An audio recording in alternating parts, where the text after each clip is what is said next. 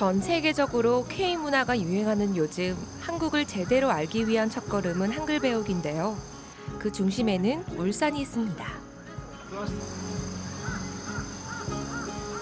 내일은 우리가 한국인이면 아주 뜻깊게 생각하는 날이잖아요. 한글날이죠. 맞습니다. 오늘 우리가 이런 옷을 입은 이유가 뭡니까? 바로 내일이 한글날이기 때문이죠. 그렇죠. 이 한글이라는 게 결국은 이제 오늘날 우리가 쓰고 있는 말의 체계를 거의 완성한 게 바로 울산 출신의 외솔 선생님이기 때문이거든요. 울산으로서는 굉장히 자랑스러운 그런 날이죠. 그런데 네. 이게 이제 완전히 명맥이 끊길 뻔하고 사라질 뻔했던 그런 위기 상황이 있었거든요. 그런 상황에서 이 말들을 지켜내려고 했던 게 최연배 선생님도 계셨지만 최연배 선생님 말고도 울산에는 그런 것을 지켜내려고 했던 많은 사람들이 있었어요. 그런 사람들의 흔적들을 오늘은 한글날을 맞아서 한번 찾아봐 보려고 합니다. 어떤 분들이 있는지 정말 궁금한데요, 선생님? 한번 찾아가 봅시다. 네?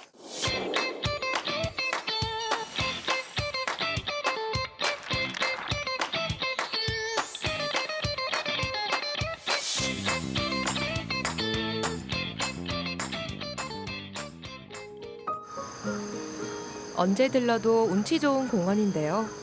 아담하지만 아기자기하게 꾸며져 있어 가벼운 마음으로 찾아가기 좋은 곳입니다. 특이하게도 한글을 많이 만날 수 있는데요. 오, 여기 곳곳에 보니까 한글 모형도 있고 한글 숲이라고 되어 있는데 여기는 어떤 곳인가요? 여기는 한글 정원 숲이거든요. 울산 같은 경우에는 한 20년 전부터 한글 도시로 가꾸기 위해서 여러 가지 많은 노력을 했어요. 특히 울산 중구는 외솔 최연배 선생님이 태어나신 곳. 그러니까 중구는 역점적으로 한글 도시 만들기 사업을 했어요. 그러면서 이 성 안에 한글 숲을 만들어 가지고 한글이 달처럼 둥둥 떠오르는 그런 의미로 숲을 만들어 놨습니다. 그 외솔 최연배 선생님은 어떤 분이신가요? 울산 분들 가운데 외솔 선생님의 이름을 안 들어본 사람은 없을 거거든요. 외솔 하면은 대한민국에서 굉장히 유명한데 외솔 선생님이 왜 중요한 분이고 울산이 왜 외솔 선생님의 고향이라서 한글 도시를 표방하고 나섰느냐, 그 연관성이 있거든요. 대한제국 시절까지 계속해서 써오던 우리 민중들의 언어인 한글이 자꾸 말살되고 일제가 또 우리말을 못 쓰게 하고 이런 상황이 생기니까 보존해야 되겠다는 운동이 막 일어났거든요.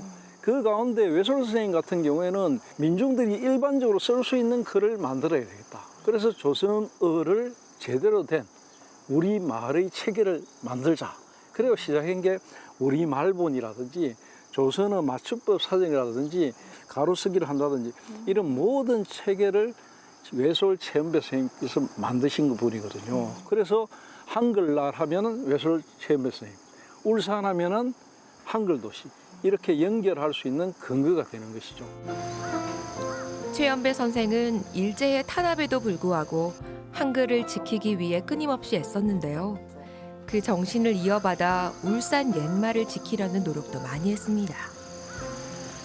외솔 최연배 선생님의 고향인 만큼 울산 옛말을 지키기 위해서 많은 노력을 했을 것 같아요. 그렇죠. 이제 전해내려오는 전통어, 사투리 이런 것들을 지키기 위한 노력은 어느 지역이나 있었거든요. 근데 울산 같은 경우는 특히 좀 더 강했죠. 혹시 뭐 울산 사투리 중에 생각나는 거 들어보면 낯설게 들리는 거 이런 거 생각나는 거 있어요? 생각나는 거 지금 막 당장은 없네요. 전주다, 네. 뭐 가찹다, 지대다 이런 말들이 있거든요. 네. 뭐 부산 말하고 비슷하긴 한데 울산 말은 특징이 뭐냐면 이제 존대어 같은 거 하면 어른들 할 때 능교 이런 거 많이 쓰거든요. 햇능교, 해신이더 뭐 이런 식으로 쓰고, 그게 경북 지방의 말, 동해안의 말, 부산 지역의 경상도 사투리 이런 것들이 다 복합적으로 섞여 있거든요. 하나 예를 들면 이 말을 한번 해석해 보세요. 볕을 봐야 장피갈인지 안피갈인지 표가 난다.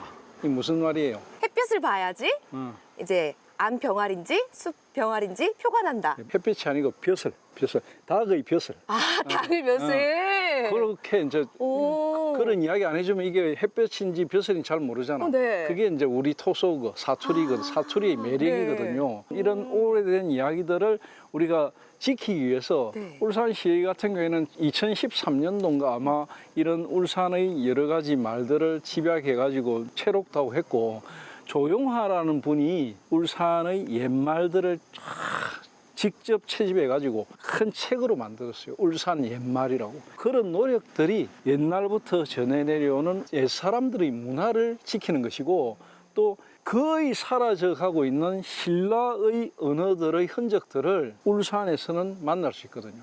그런 것들을 지키려는 노력이다. 이렇게 보면 됩니다. 578번째 돌을 맞이하는 한글은 수많은 이들의 목숨과 노력으로 지켜왔는데요. 울산에도 다양한 한글 지킴이들이 있었습니다. 아, 여기 보니까 울산실록에서 뵀던 분도 계시고 또 우리가 잘 몰랐던 분도 계신데 선생님께서 좀 소개 좀 부탁드립니다. 여기 울산 교육 독립운동 100년의 삐 대놨죠. 이게 이제 3.1 운동 100주년이 되던 해. 그 해에 이제 울산의 독립운동 3.1 운동 100주년을 기념해가지고 여러 가지 운동이 있었어요. 그 중에 하나가 울산 교육에서는 교육 운동을 했던 사람들 가운데 독립운동을 하고 교육을 위해서 헌신하신 분들을 자료를 수집해가지고 울산시 교육청에서 전시도 하고 현판으로 남겼죠. 이 벽면에 이 새겨놓은 이름 이분들은 좀 남다른 분들이에요. 울산은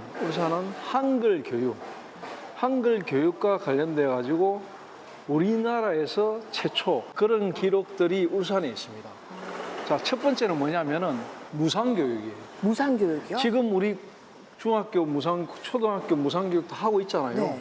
일제강점기 때 벌써 울산에서는 무상교육이 일어났어요. 또 하나는 뭐냐면 네. 여성교육. 여성교육이요? 여성들을 일찍이 모아서 글을 깨우치게 하고 산수를 가르치는 거. 이거 쉬운 일이 아니었거든요. 그걸 무상으로 실시했던 곳이 바로 울산입니다. 그 정도로 교육에 열의가 있었던 곳이 바로 울산입니다. 그런 분들의 업적들을 다 일일이 수집을 해가지고 이 교육청에 자료관으로 남겨둔 것이죠. 그래서 우리 후세들이 자라나는 청소년들이 아, 울산의 교육 역사가 이렇구나. 여기 와서 바로 발견할 수 있습니다. 가난에 허덕여 학교에 다니지 못하는 조선 아이들에게 교육은 중요한 독립운동 중 하나였는데요. 한글 교육은 그 중심에 있었습니다. 오늘 또 특히 소개해 줄 분이 계셨다고 하셨잖아요. 오늘 그동안에 잘 소개가 안 됐던 분, 한 분을 소개하려고 하는데 그분이 바로 안태로 스님입니다. 안태로 선생님은 어떤 분이신가요? 안태로 스님은 대한제국 말기에 태어나셨죠. 울산 웅촌분인데 집안이 뭐 큰 부잣집이나 양반집이 아니고 그냥 소장농의 집에서 태어났는데 일찍이 여러 교육을 거쳐가지고 공부를 하면서 야, 교육만큼 중요한 게 없다. 그 당시에 우리 1900년대 초반에 이 대한민국, 이 조선 땅의 문맹률이 어느 정도 되냐면 글을 못 쓰는 사람들이 어느 정도였어요? 거의 80% 넘었거든. 80%나요? 넘었거든. 이건 안 된다 해가지고 웅촌 지역에서 한 10년 동안 야학을 쭉 하시다가 북정동에 보면 3.1 회관이라는 곳이 있어요. 그곳에서 이제 야학을 여는 거죠. 사실은 1910년대 울산에 야학이 시작됐다는 기록이 있어요. 근데 본격적인 야학은 바로 이 안태로 선생님에 의해서 시작됐고 울산의 야학의 출발점이 돼가지고 울산 전체로 야학이 퍼져나갔죠. 1930년대쯤에는 울산 야학 숫자가 거의 120개 정도 됐고 거기서 배출한 졸업생들이 한 3,000명이 넘을 정도로 울산의 야학은 굉장히 좀 활발했다. 그 활발한 운동의 공이 바로 이 안태로 선생님에 있고 신간의 울산 지혜로부터 교육 공로자로서 표창을 일제강점기 때 받고 물론 일본인들의 탄압도 엄청나게 받았죠. 그러니까 교육자이면서 독립운동가이기도 하고 그러니까 울산에서는 많이 잊혀졌던 인물이지만 다시금 새롭게 조명되는 분. 그분이 바로 안태로 선생님이다. 이렇게 기억하면 됩니다. 국권 회복과 민족 계몽을 위한 야학운동이 전국에서 들불처럼 일어났는데요. 독립운동의 밑거름이 되줬던 야학의 현장, 3.1 회관입니다. 아, 여기가 바로 안테로 선생님께서 야학을 운영했던 3일회관이죠? 야학을 쭉 운영해오던 안테로 선생이 바로 여기에 동화의숙이라는 야학을 본격적으로 열어가지고 여기서 활동을 하게 된 거죠. 그런데 야학을 운영하다 보면은 운영 자금이 정말 많이 필요할 것 같은데 그 자금은 또 어떻게 활용을 했는지. 여기 선생님들이 읍내 이런 데 다니면서 부자, 돈 있는 사람들한테 왜 교육이 필요하고 왜 애들을 가르쳐야 되는가 열심히 설파해가지고 자금을 모았죠. 공부를 가르치려면 책도 필요하고 필기도구도 필요하고 여러 가지 필요하잖아요. 그런 것들 또 선생님들도 그냥 굶고 살 수는 없잖아. 그쵸. 생활을 해야 되니까. 그런 부분들을 전부 이제 이 지역 사회의 도움을 받았고 그런 과정에서 일제가 그걸 가만뒀을까? 아니죠. 절대 가만 안 두죠. 그러니까 감시의 눈초리 굉장히 힘든 시간을 보냈겠죠. 그때 울산에 있는 학교들의 국어는 일본어거든. 일본어였는데. 또 조선어를 가르치는 학교도 많이 없어. 그렇지만 야학에서는 조선어를 가르쳤어요. 그리고 필수 과목인 산수를 가르쳤어요. 산수를 왜 필요하냐? 이건 일본인들에게 안 당해야 되니까. 정확하게 숫자 계산 이런 거 잘해야 되니까. 그런 것들을 실용적인 것들을 집중적으로 가르쳤거든요. 그랬기 때문에 이 안테로 선생을 비롯한 그 당시에 울산의 야학 활동을 했던 선생님들, 이분들이야말로 정말 위대한 교육자였다. 그렇게 정의할 수 있습니다. 안테로 선생은 아는 것이 힘이라는 가치 아래 독립하기 위해선 조선어, 즉 한글을 널리 알리는 것이 꼭 필요하다고 생각했습니다. 한글날이 가까이 오면 울산에는 현수막이나 이런 데서 굉장히 상징적으로 볼 수 있는 문구가 있거든요. 봤어요? 아, 당연히 봤죠. 네. 한글이 목숨이다. 한글은 목숨이다. 이 외솔 선생님의 굉장히 중요한 말이거든요. 일제강점기 때 바로 이 한글이 목숨이다라는 정신을 가지고 우리말을 지켜온 사람들, 이 사람들이 바로 이 3.1회관에서 시작된 야학운동으로 뻗어나갔던 겁니다. 그 운동이 들불처럼 번져가지고 결국 나중에 일제강점기가 끝나고 한국전쟁이 끝날 무렵에는 여기에서 도성환 운동으로 새롭게 또 일어나가지고 이 전국에 도성환 운동의 새로운 어떤 움직임이 바로 울산에 시작됩니다. 도서관 운동이라는 건 어떤 건가요? 문명에서 깨어나가지고 이 앞으로의 미래를 개척해 나갈 수 있다. 이런 정신을 가졌던 사람이 울산에 한 사람이 있어요. 어떤 분이신가요, 그런 분이? 엄대섭 선생님. 공공도서관의 아버지라고 나옵니다. 공공도서관의 아버지라고요? 네, 공공도서관의 아버지. 어떻게 하셨길래 그렇게 아버지라는 호칭을 얻으셨는지. 지금은 이제 사라지고 많이 잊혀지고 없는데 마을문고라는 게 있었어요. 이 마을문고가 한때 우리나라에 3만 개 정도 됐어요. 그 3만 개를 만든 사람이 바로 엄대섭입니다. 최초로 만드신 거예요? 그렇죠, 최초.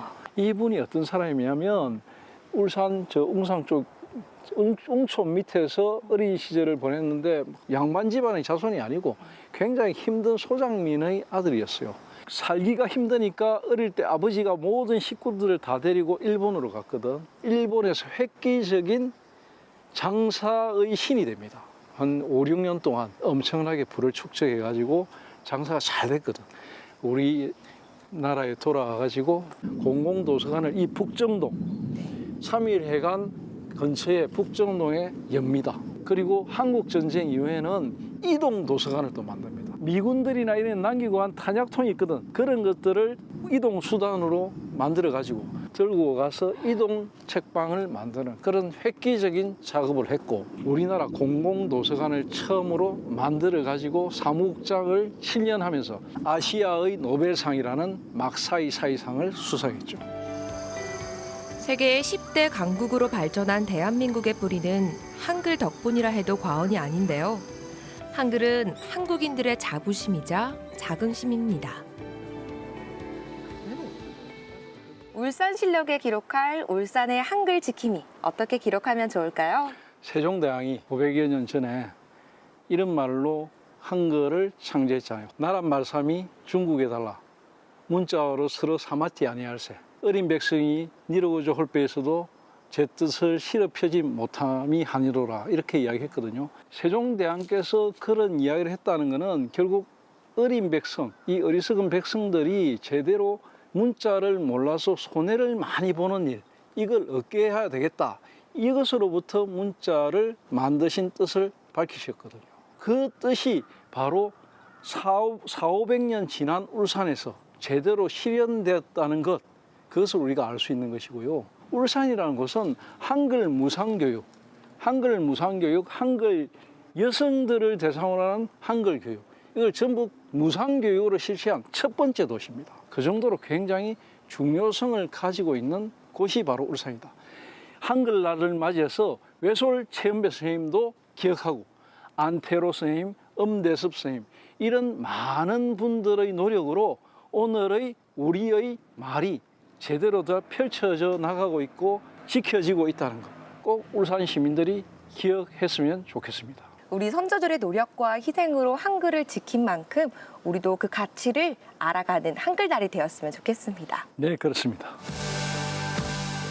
한글 지킴이들의 고향이자 한글의 도시, 바로 울산입니다.